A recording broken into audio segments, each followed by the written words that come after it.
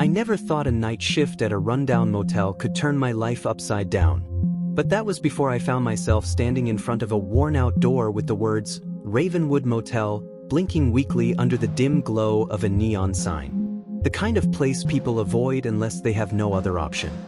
3 weeks have passed since I last stepped inside that place, and I still hear whispers in the walls, feel the chill on my skin, and can't shake the feeling that something is following me. It started with a job offer. Desperate for anything that would cover my bills, I accepted a position as the night shift clerk. Little did I know that the real price would be my sanity. The rules were clear, but there were things about Ravenwood Motel that could not be explained. I should have left when I had the chance, but I stayed. Now I can't forget. And the memories, they don't seem to be mine alone anymore. I had never planned to be in that situation. Fresh out of college, broke, and struggling to find steady work, I was doing what most people do when their options run out. I took whatever came my way. My savings had dwindled, and my last few paychecks were long gone. I had no family nearby, and friends?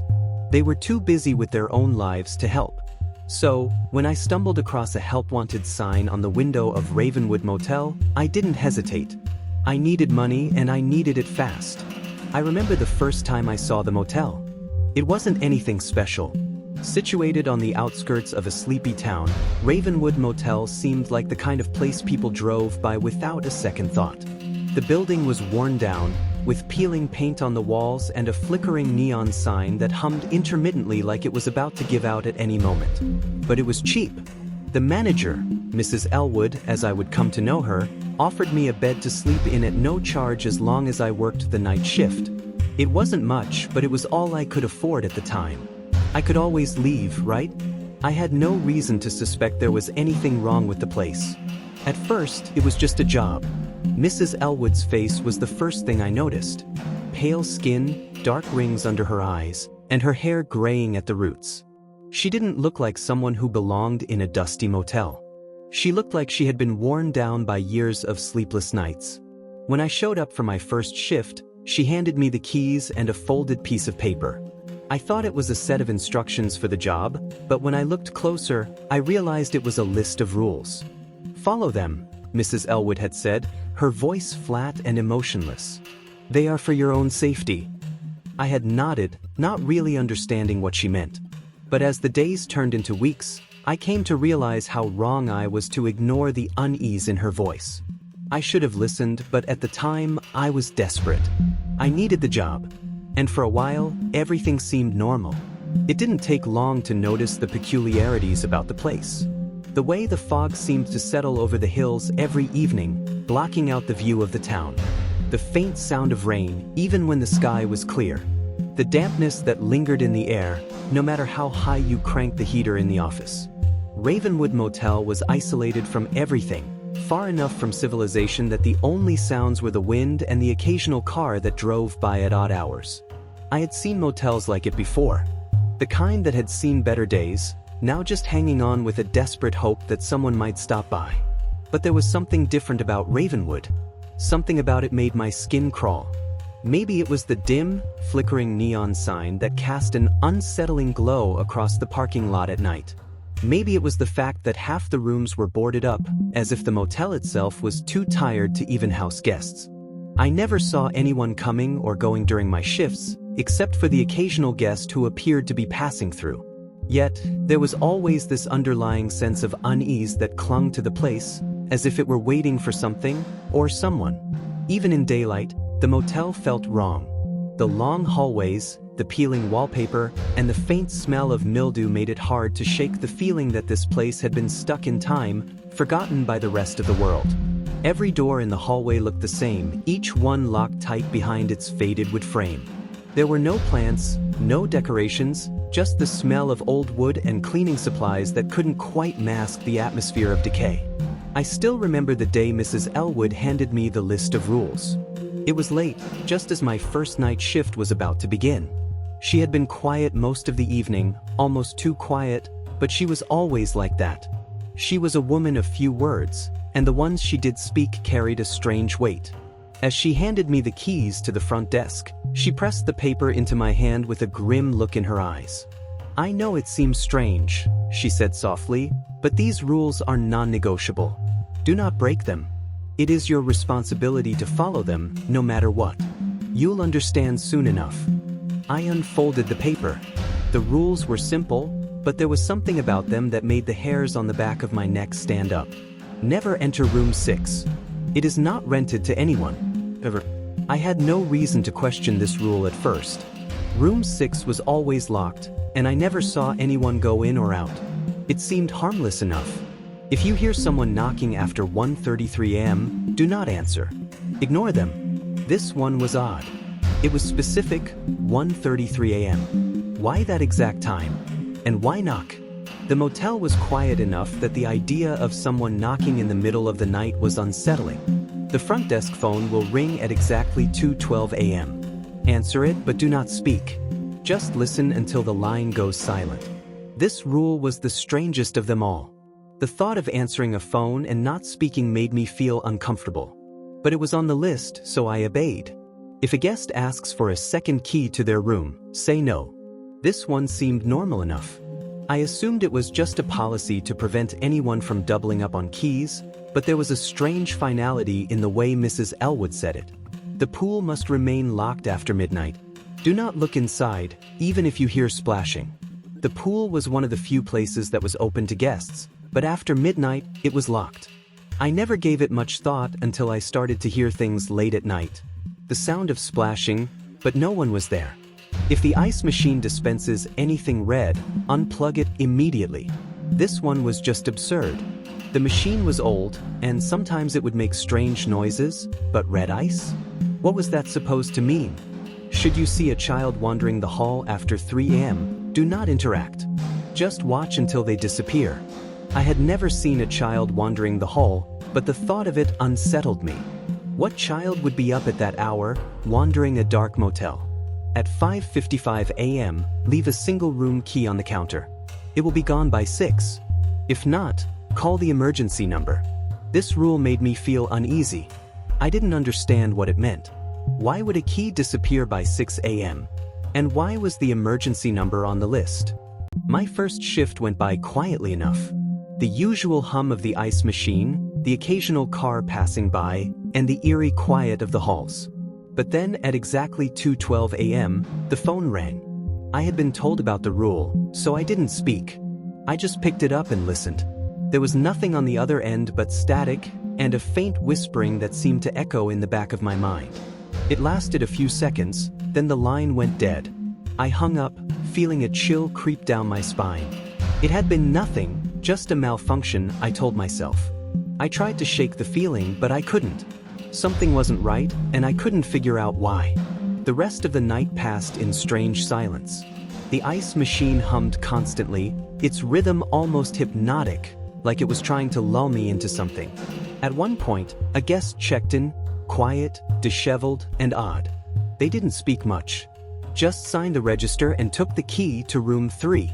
I never saw them again. They weren't there when I checked the rooms later, but their belongings were in the room, scattered around like they had been in a hurry to leave.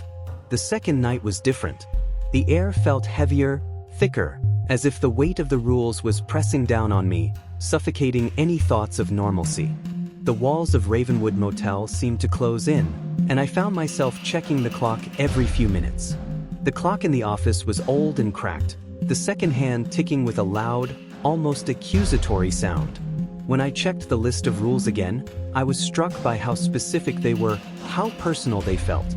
I had no choice but to obey them. What was the point in testing them? I had seen enough eerie things in the world to know that sometimes it was better not to ask questions. At exactly 1:33 a.m., as I was sitting at the desk trying to keep my eyes open, a knock came at the door. A single, hollow rap. I froze. I remembered the rule. If you hear someone knocking after 1:33 a.m., don't answer. Ignore them. But what if it was a guest?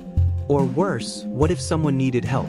I stood up and walked toward the door, my hand hovering over the doorknob. My mind raced, 1,000 possibilities flooding my thoughts. Then, I remembered Mrs. Elwood's words, "Don't break the rules." I did not open the door. The knock came again. This time, there was a faint tremor in it, like the person outside was desperate. Or was it something else? I stayed still, my heart pounding in my chest. A minute passed. 2 minutes. The knock never came again. I stood there, staring at the door, wondering if I had made the right choice. The silence in the office felt thick and almost suffocating. The rest of the night passed without incident, but the fear lingered in the air like smoke. My nerves were frayed. I couldn't shake the feeling that something, or someone, was watching me. The days that followed were uneventful on the surface, but I began to notice things that I couldn't explain. Small things. The flickering lights in the hallway. The way the air in the lobby would grow unnaturally cold at certain times. The strange scratching noises from above the ceiling, as though something was trying to claw its way through. I couldn't shake the feeling that I wasn't alone in the building, but I never saw anyone else. On the third night, I had a guest check in who made me uneasy. He was older, disheveled, and moved with an unnatural grace. When I handed him the key to room 4, he didn't say much. Just a nod. But as he walked away, I caught sight of something that made my stomach turn. There, just for a second, was a reflection of him in the glass door. A pale, twisted figure with no eyes. My heart nearly stopped. I blinked, and the reflection was gone. I tried to tell myself it was just a trick of the light, but the feeling of dread remained. Later that night, around 3 a.m., I saw something that chilled me to the bone. A child, a small boy, was standing at the far end of the hall. His hair was dark and messy, his clothes torn. He stared at me, unmoving, his expression vacant. I froze, unable to speak or move. The child didn't seem to notice me. He just stood there, looking at something only he could see. Then, as quickly as he appeared, he vanished. No footsteps. No sound. Just gone. I remembered the rule. If you see a child wandering the hall after 3 a.m., do not interact. Just watch until they disappear. But the child wasn't just wandering. He was watching me, and I was terrified. The next few nights were a blur of unease and growing tension. The strange occurrences became harder to ignore. On the 4th night, something far more sinister happened.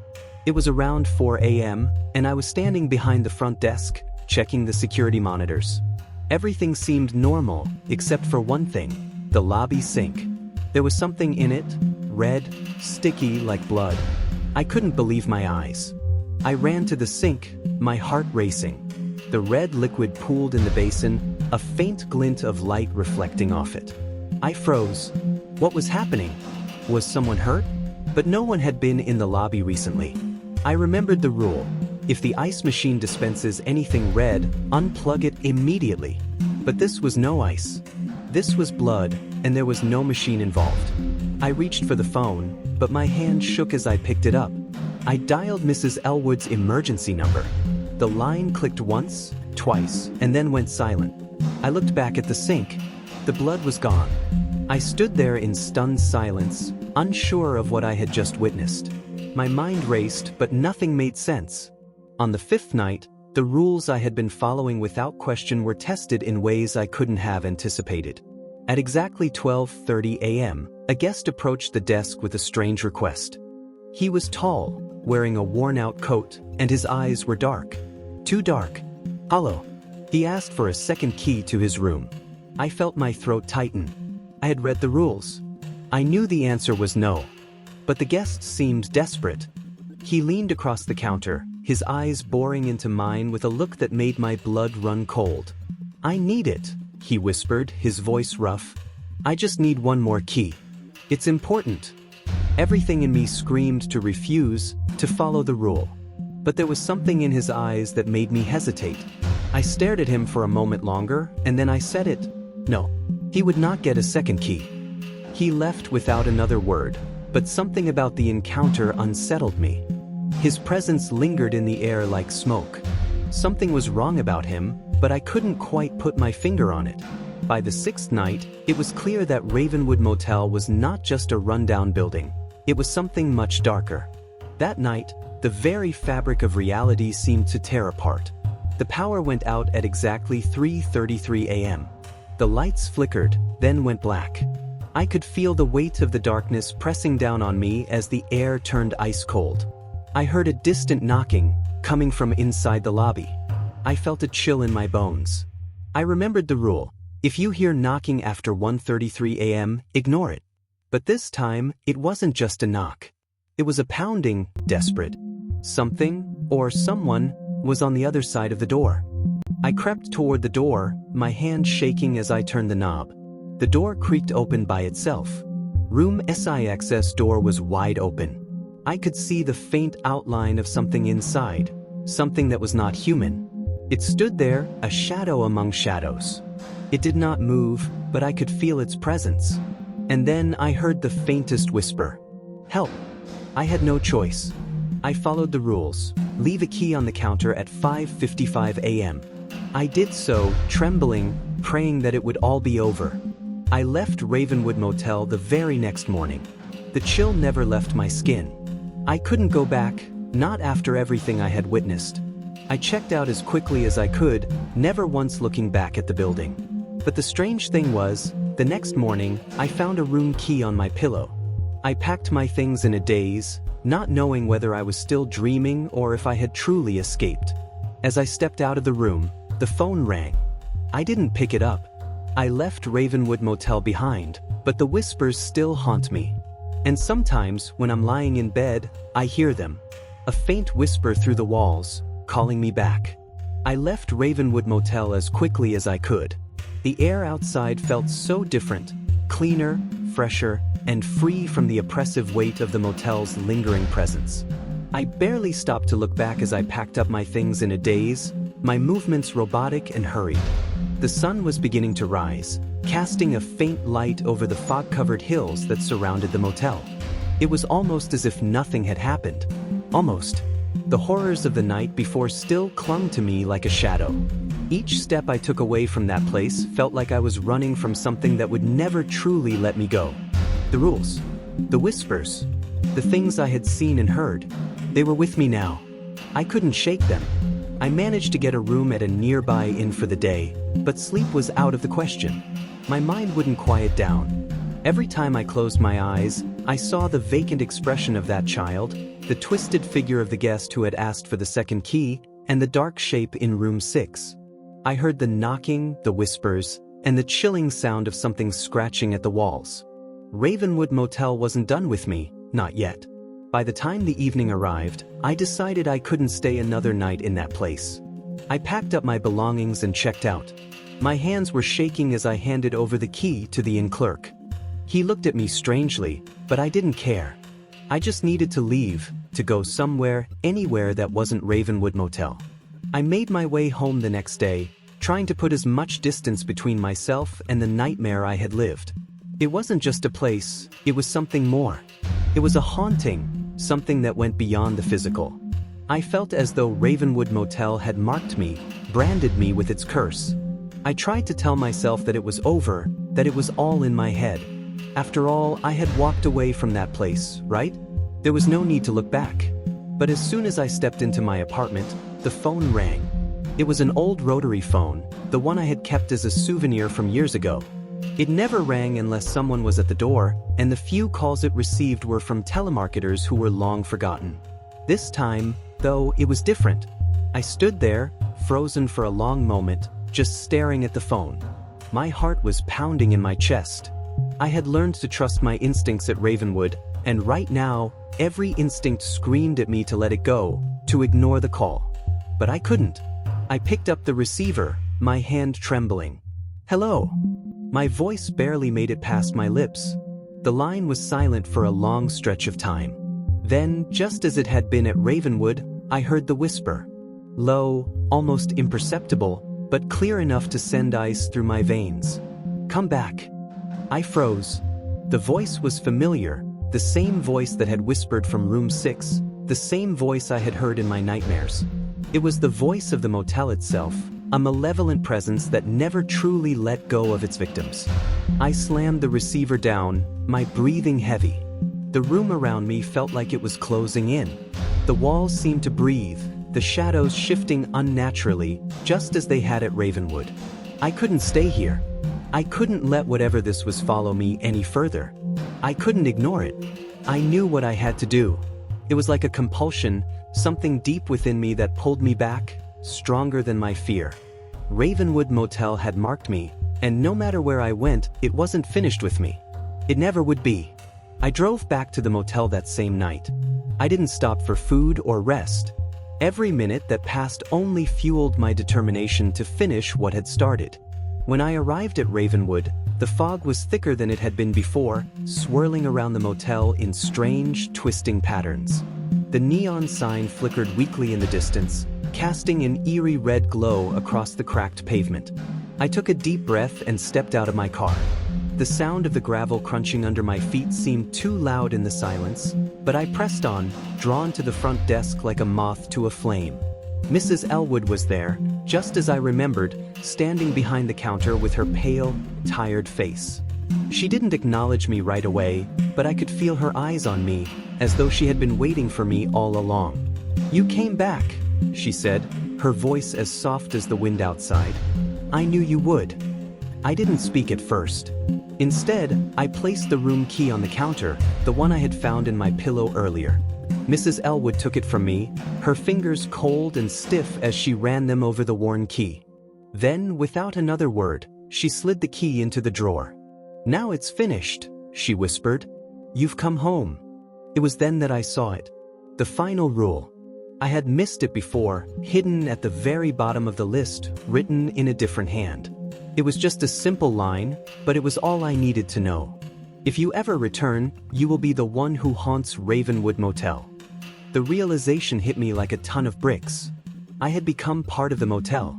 Just as it had claimed me, it would continue to claim others, one by one. The cycle would never end. And now, it was my turn to take my place among the forgotten souls that wandered the halls. I walked toward room 6, the door creaking open in front of me. Inside, the darkness was complete. No longer could I deny the truth. Ravenwood Motel was not just a place. It was a living, breathing entity. It needed its rules. It needed its victims. And now, I would be one of them. The door closed behind me with a final, deafening thud. The whispers in the walls grew louder, and I could feel the presence of those who had come before me, trapped in the same endless cycle. There would be no escape. But if you ever find yourself in town, if you ever drive by Ravenwood Motel, just keep going. Do not stop. If someone offers you a night shift, run. And if you hear the whispers calling you home, resist. Do not answer. You may be the next one to walk through that door, never to leave again. The motel's still open. The sign still flickers on just past midnight. If you ever find yourself in town and need a place to stay, keep driving. And if someone offers you the night shift at Ravenwood Motel, run.